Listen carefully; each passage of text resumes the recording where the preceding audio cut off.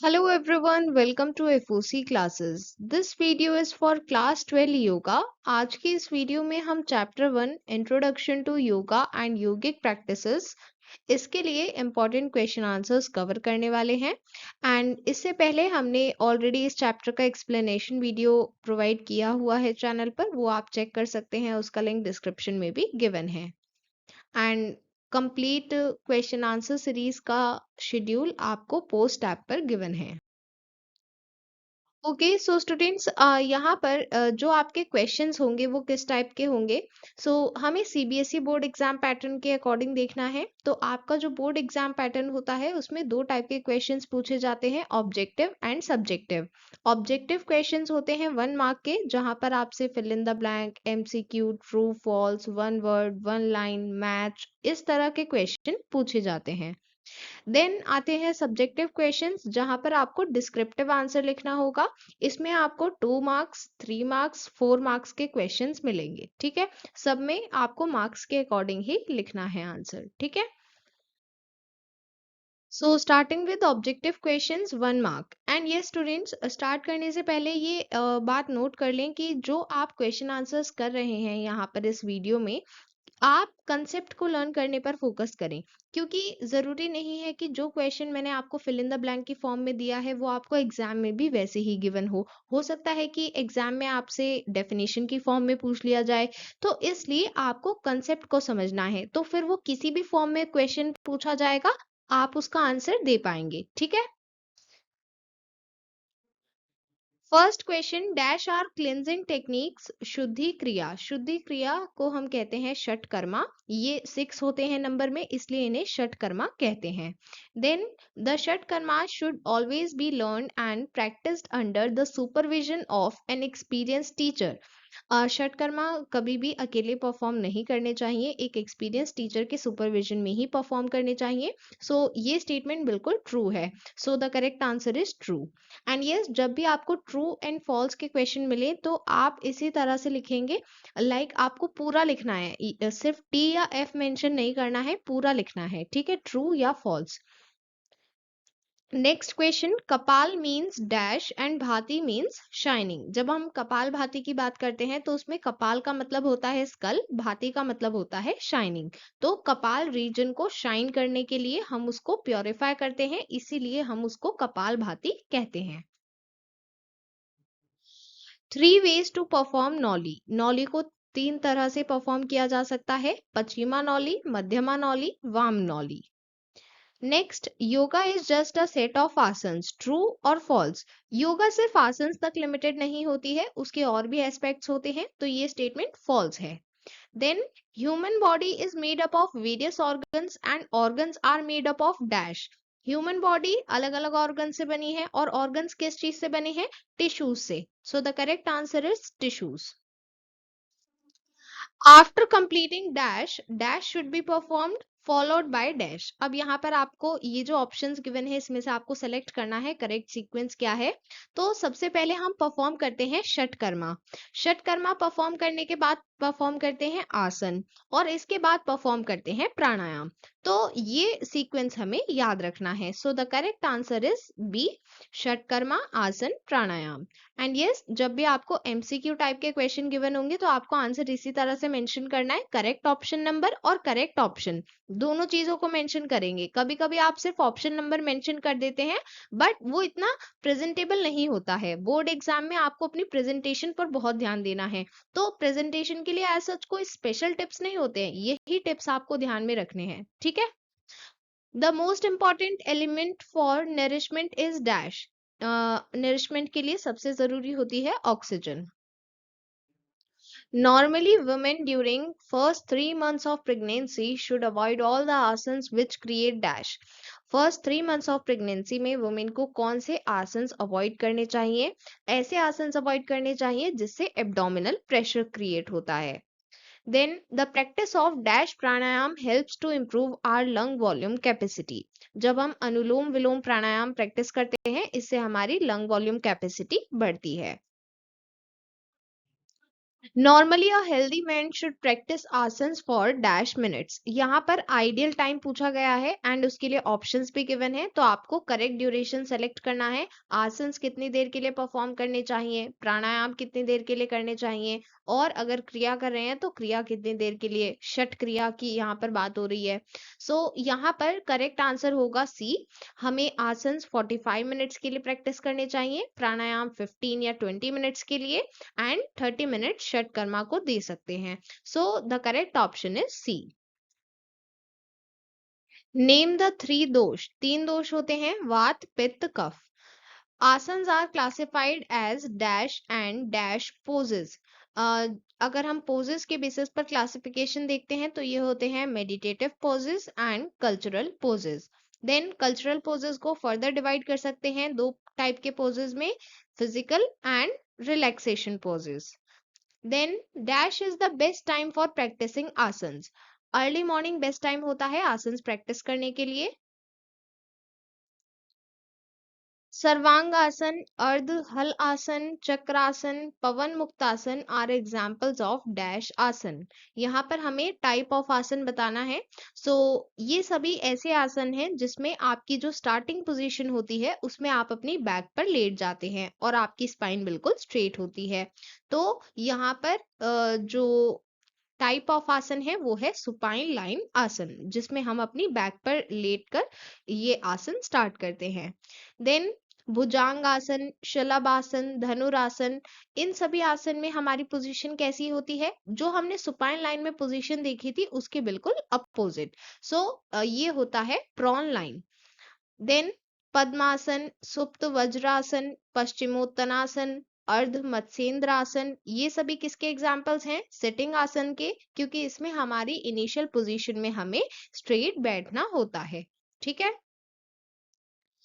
Utkatasana, tadasana and trikonasana are examples of dash asana. ये standing आसन के एग्जाम्पल हैं, इसमें हमारी स्टार्टिंग पोजीशन में हमें स्ट्रेट खड़े रहना है।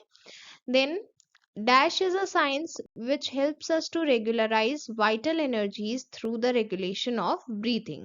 अब breathing की regulation के लिए हम प्राणायाम करते हैं।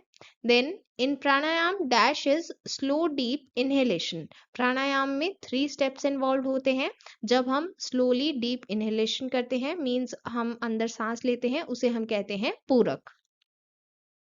Then in pranayama dash is holding breath. अगर हम अपनी ब्रेथ को होल्ड रखते हैं उसे हम कहते हैं कुंभक। Dash is near complete exhalation, means जब हम सांस बाहर निकालते हैं उसे हम कहते हैं रेचक। Then dash involves achieving a state of thoughtless awareness, means हम हर चीज के बारे में अवेयर हैं पर हम किसी चीज के बारे में सोच नहीं रहे। ऐसी स्टेट को अचीव करना किस चीज का पार्ट है, मेडिटेशन का पार्ट है। मेडिटेशन को हम ध्यान भी कहते हैं। Dash meditation is about being aware of the sounds and activities happening around you. एक ऐसा मेडिटेशन जिसमें हमें अपने आसपास की सभी साउंड्स एक्टिविटीज के बारे में पता है, हम अवेयर हैं उस चीज के बारे में और फिर भी हम मेडिटेशन कर रहे हैं, that is called mindfulness meditation. Then dash meditation is based on communicating with God. एक ऐसा मेडिटेशन जिसमें हम गॉड से कम्युनिकेट करते हैं, this is spiritual meditation. Then in dash meditation focus on a sound, object, mantra और thought. जहाँ पर हमारा स्पेसिफिक किसी चीज पर फोकस होता है, लाइक हो सकता है कोई साउंड हो सकता है कोई ऑब्जेक्ट हो, या हम किसी मंत्र का उच्चारण करें, किसी एक स्पेसिफिक चीज के बारे में सोचे और उस पर ध्यान लगाएं। तो जहाँ पर हम किसी स्पेसिफिक चीज पर फोकस कर रहे हैं वो होता है focused meditation. Next in dash meditation turn your attention to your movement. जब हमारा सारा ध्यान अपने मूवमेंट की तरफ होता है, हो सकता है हम अपने हैंड्स का मूवमेंट कर रहे हैं या लेग का मूवमेंट कर रहे हैं, किसी भी चीज का मूवमेंट कर रहे हैं और हमारा सारा अटेंशन उसी पर है, उसे हम कहते हैं movement meditation. Then dash are words that are chanted loudly during meditation. जब हम मेडिटेशन करते हैं तो हम किस चीज का उच्चारण करते हैं, मंत्र का। Then In yoga, the mantra is regularly used since it delivers a deep vibration that makes it easy for the mind to concentrate. एक ऐसा मंत्र बताना है जिसकी जो रेगुलरली यूज किया जाता है मंत्रोच्चारण के लिए एंड इससे डीप वाइब्रेशन प्रोड्यूस होती है, इसे हम कहते हैं ओम। नेक्स्ट, यहाँ पर हमें करेक्ट पेयर को मैच करना है, ठीक है। सो इस क्वेश्चन में आपको सबसे पहले ये देखना है कि आपको गिवन क्या है। तो आप देख सकते हैं लेफ्ट साइड में जो गिवन है ये सभी षटकर्मा है, राइट। और फिर ये जो राइट साइड है ये क्या है, ये वो ऑर्गन्स गिवन है जिसको षटकर्मा प्योरीफाई करने में हेल्प करते हैं। तो हमें यहाँ पर करेक्ट पेयर मैच करना है कि कौन सा षटकर्मा कौन से ऑर्गन को प्योरीफाई करने में हेल्प करता है, ठीक है। सबसे पहले हम बात करते हैं कपालभाति के बारे में। ये हमारे रेस्पिरेटरी सिस्टम को प्योरीफाई करता है। So the correct option is E. Then trataka, त्रटक हमारी आईज को क्लीन करने में हेल्प करता है। So the correct option is F. अब देखिए, आप जब कोई भी मैच द फॉलोइंग अटेम्प्ट कर रहे हैं तो आप देखते चलें कि जो आपने आंसर लिए हैं वो कौन कौन से ऑप्शंस में है।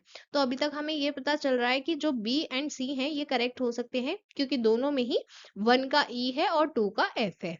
तो अब हमें 3 का आंसर देखना है, उसके बेसिस पर हमें पता चल जाएगा कि कौन सा आंसर है, ठीक है।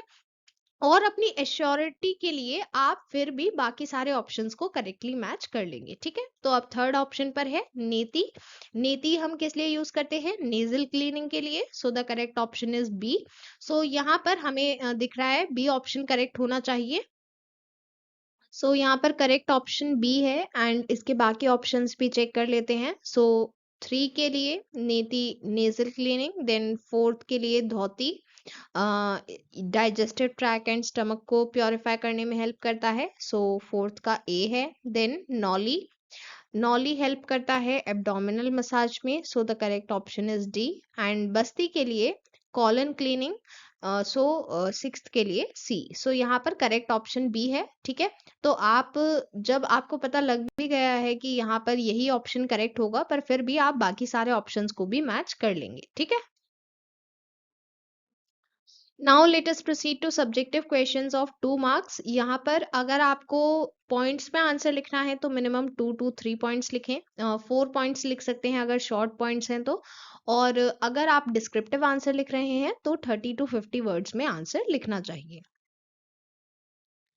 What is the procedure of कपाल भाती। कपाल भाती में हम फोर्सफुली सांस बाहर छोड़ते हैं एंड अपनी एब्डोमिनल मसल्स को कॉन्ट्रैक्ट करते हुए अपनी सांस बाहर छोड़नी है और फिर उसके बाद इनहेलेशन नेचुरली होता है।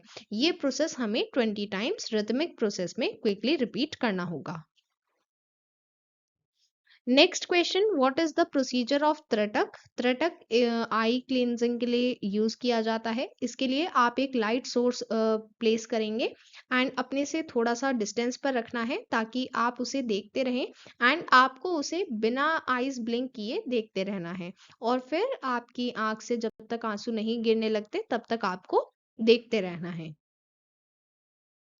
What are the 2 ways to perform neti. नेति परफॉर्म करने के लिए हम 2 वेज से परफॉर्म कर सकते हैं, जल नेति सूत्र नेति। जल नेति में हम एक नेति पॉट का यूज करेंगे और वहां पर सॉल्ट का भी यूज करेंगे एंड सूत्र नेति में हम एक थ्रेड का यूज करते हैं जिसे हम नोस्ट्रिल से पास करते हुए माउथ से बाहर निकालते हैं। What are the benefits of neti. नीति के क्या क्या बेनिफिट्स हैं। जल नीति जब हम प्रैक्टिस करते हैं तो इससे म्यूकस रिमूव होता है, एक्सेस म्यूकस, एंड उससे इम्प्योरिटीज भी रिमूव हो जाती हैं एंड इसकी वजह से हमें कोल्ड एंड कफ नहीं होता है। Yes, one more thing students, यहाँ पर जैसे अभी हमने प्रीवियस क्वेश्चन में डिस्कस किया कि नीति को परफॉर्म करने के 2 वेज क्या हैं और फिर अब हम बेनिफिट्स डिस्कस कर रहे हैं। तो ये हमने अलग अलग क्वेश्चन की तरह पढ़े। अब एग्जाम में हो सकता है कि आपसे ये दोनों क्वेश्चन कंबाइन करके 4 मार्क्स के क्वेश्चन में पूछ लिया जाए। तो इसलिए मैंने आपको शुरू में ही कहा कि आप कंसेप्ट पर ध्यान दें एंड जो क्वेश्चंस आपको बताए जा रहे हैं हो सकता है कि इनका फॉर्मेट चेंज कर दिया जाए, बट क्योंकि कंसेप्ट तो सेम ही रहेगा तो इसलिए आप कंसेप्ट पर ध्यान देंगे, ठीक है। अगर वो 4 मार्क्स के क्वेश्चन में भी आपसे पूछ लिया जाता है, पूरा नीति के बारे में एक्सप्लेन करना है, उसके बेनिफिट्स बताने हैं, प्रिकॉशन बताने हैं, तो इसलिए यहाँ पर आपको ध्यान रखना है, ठीक है। What are the benefits of dhauti? धोती परफॉर्म करने से जो भी हमारे स्टमक में अनवांटेड कंटेंट्स होते हैं, मींस जो डाइजेस्ट नहीं हो पाए वो रिमूव हो जाते हैं, एंड इससे गैस, एसिडिटी, इनडाइजेशन, ये सभी प्रॉब्लम सॉल्व हो जाती हैं। What are the benefits of nauli? नॉली परफॉर्म करने से हमारे एब्डोमिनल एरिया की मसाज हो जाती है, एंड जो टॉक्सिक मटेरियल्स हैं डाइजेस्टिव ट्रैक्ट में, जिससे हमें नुकसान पहुंच सकता है, हम बीमार हो सकते हैं, वो भी रिमूव हो जाते हैं। What is Basti? Mention one benefit. बस्ती एक षटकर्मा है जिसे हम लार्ज इंटेस्टाइन को प्योरीफाई करने के लिए यूज करते हैं। इसमें हम वाटर का यूज कर भी सकते हैं और नहीं भी। बस्ती परफॉर्म करने से गैस ट्रबल्स में हेल्प मिलती है, गैस, इंडाइजेशन, ये सभी प्रॉब्लम्स ठीक होती हैं। नेक्स्ट, डिफाइन आसन इन योगा। अब क्योंकि यहाँ पर 2 मार्क्स का क्वेश्चन है तो सिर्फ हम डेफिनेशन नहीं लिखेंगे, उसे एक्सप्लेन भी करेंगे। सो हमने यहाँ पर पतंजलि के योग सूत्र के अकॉर्डिंग डेफिनेशन प्रोवाइड की है, स्थिरम सुखम आसनम। मीन्स अब हम इसका मीनिंग एक्सप्लेन करेंगे, ठीक है। तो आसन एक ऐसी पोजीशन होती है बॉडी की जिसमें हम कंफर्टेबल रहते हैं, एंड ये स्टीडी होती है, मीन्स हम इसमें बहुत टाइम तक रह सकते हैं। नेम द 4 टाइप्स ऑफ आसन। 4 टाइप के आसन होते हैं। अभी जब हमने ऑब्जेक्टिव क्वेश्चंस किए वहां पर मैंने आपको सभी के एग्जांपल्स भी प्रोवाइड किए थे, एंड मैंने आपको एक्सप्लेन भी किया था। सो ये 4 टाइप्स हैं: supine lying asana, prone lying asana, sitting asana, standing आसन।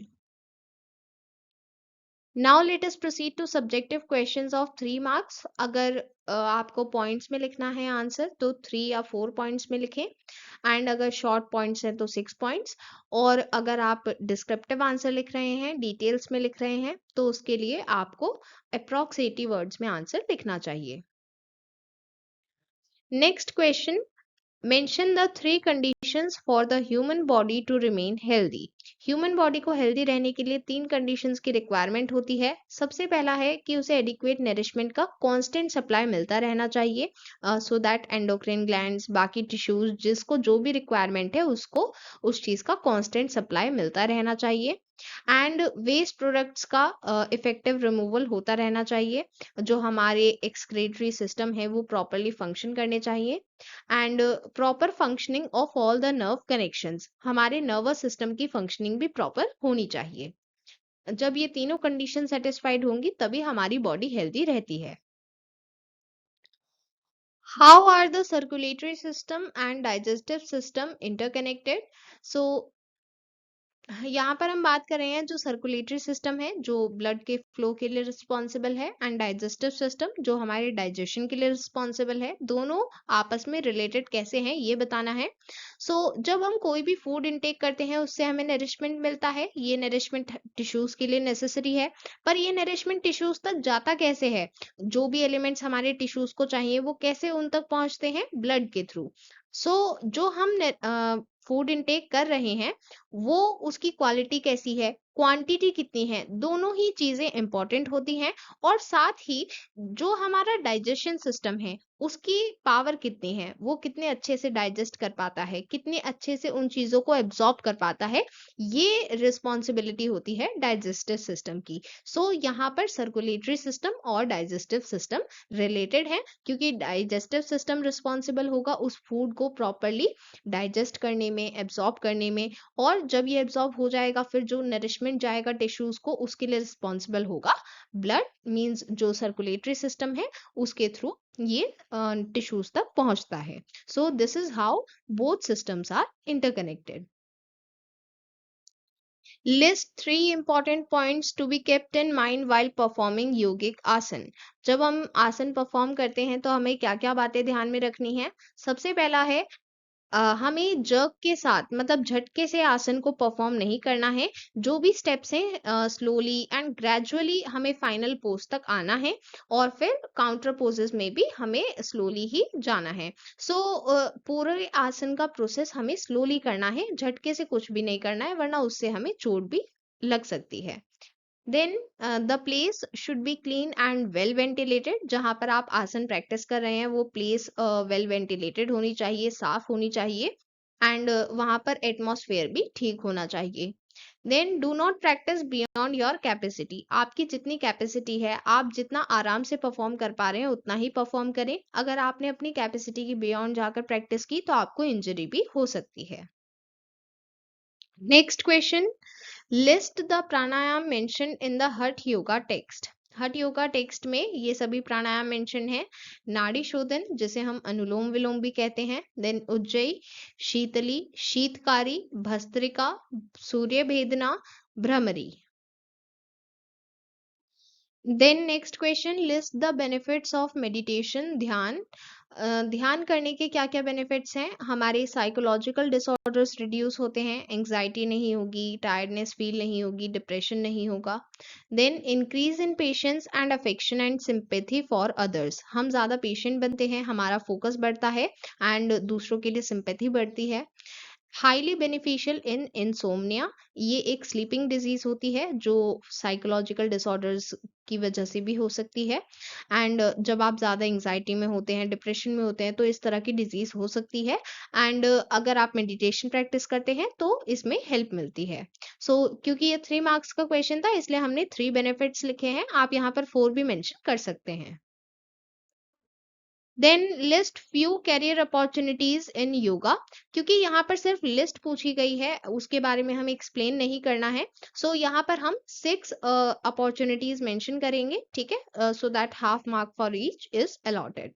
क्या क्या अपॉर्चुनिटीज होती हैं? Yoga instructor, yoga teacher, yoga therapist, resource officer in yoga, yoga instructor, naturopathy doctor, ये सभी अलग अलग कैरियर अपॉर्चुनिटीज हैं। Now let us proceed to subjective questions of 4 marks.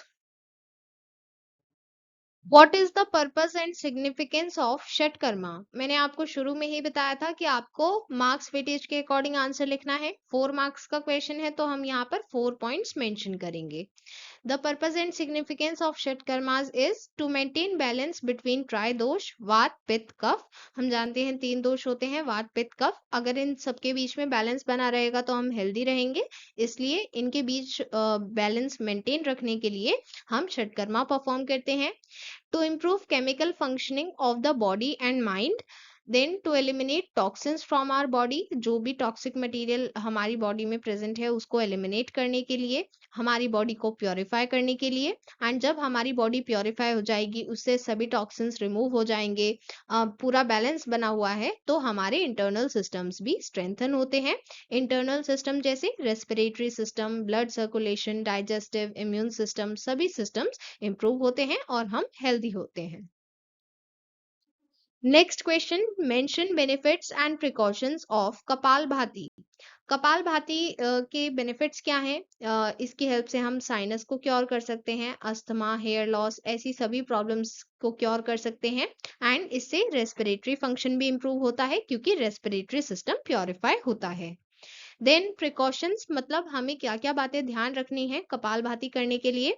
जो स्लिप डिस्क पेशेंट्स हैं उन्हें कपालभाति परफॉर्म नहीं करना चाहिए, एंड अस्थमा पेशेंट्स को भी नहीं करना चाहिए क्योंकि अस्थमा पेशेंट्स को ब्रीथिंग प्रॉब्लम हो सकती है। Then it should not be perform during menstruation, menstruation के टाइम पर भी गर्ल्स को ये परफॉर्म नहीं करना चाहिए। Next, mention benefits and precautions of trataka. अब देखिए, ये जो बेनिफिट्स और प्रिकॉशंस वाले क्वेश्चन है, ये आपसे 2 मार्क्स के क्वेश्चन की फॉर्म में भी पूछे जा सकते हैं। जैसे आपसे सेपरेटली सिर्फ बेनिफिट्स पूछ लिए जाएं या सिर्फ प्रिकॉशंस पूछ लिए जाएं, ठीक है। तो इसलिए आप हर तरह के क्वेश्चन में ये ध्यान रखें कि ये दूसरे फॉर्मेट में भी पूछा जा सकता है, ठीक है। यहाँ पर क्योंकि ये 4 मार्क्स का क्वेश्चन है और 2 चीजें पूछी गई हैं, तो इसलिए हम हर एक के लिए 2 पॉइंट्स मेंशन कर रहे हैं, ठीक है। और अगर एग्जाम में स्पेसिफिकली आपको बताया गया है कि कितने बेनिफिट्स और कितने प्रिकॉशन लिखने हैं, तो आप उसी को फॉलो करें, ठीक है। त्रिटक के क्या क्या बेनिफिट्स हैं? इससे हमारी आईसाइट इंप्रूव होती है एंड हमारी कंसंट्रेशन भी बढ़ती है। प्रिकॉशंस क्या हैं? हमें क्या बातें ध्यान रखनी है? जो लोग एपिलेप्सी से सफर कर रहे हैं उनको त्रिटक कैंडल पर प्रैक्टिस नहीं करना चाहिए। एंड जो बच्चे होते हैं उन्हें भी त्रिटक प्रैक्टिस नहीं करनी चाहिए। Explain the 4 essentials to be kept in mind before doing pranayama. प्राणायाम प्रैक्टिस करने से पहले हमें कुछ बातों का ध्यान रखना चाहिए। जैसे हमारा एक्सटर्नल एनवायरनमेंट कैसा है, वेल वेंटिलेटेड होना चाहिए, वहां पर नॉइज नहीं होनी चाहिए, क्लीन होना चाहिए। राइट टाइम मीन्स हमें टाइम को देखते हुए प्राणायाम प्रैक्टिस करना है। मॉर्निंग सबसे बेस्ट टाइम होता है प्राणायाम प्रैक्टिस करने के लिए। देन आपकी सीट कंफर्टेबल होनी चाहिए, सॉफ्ट और थिक होनी चाहिए। देन आसन, कुछ स्पेसिफिक आसन होते हैं जैसे पद्मासन, सिद्धासन, वज्रासन, सुखासन, ये सभी सुटेबल कंसिडर किए जाते हैं सो दैट आप प्राणायाम प्रैक्टिस कर सकें। सो इन्हीं पोस्चर्स में आपको प्रैक्टिस करना चाहिए। So students that was all for today. आज की इस वीडियो में हमने चैप्टर 1 के क्वेश्चन आंसर्स कंप्लीट किए हैं। चैप्टर 2 के क्वेश्चन आंसर्स का शेड्यूल भी मैंने आपको पोस्ट ऐप पर प्रोवाइड कर दिया है, वहां पर आप चेक कर सकते हैं। Will meet you soon in the next video. Till then bye bye.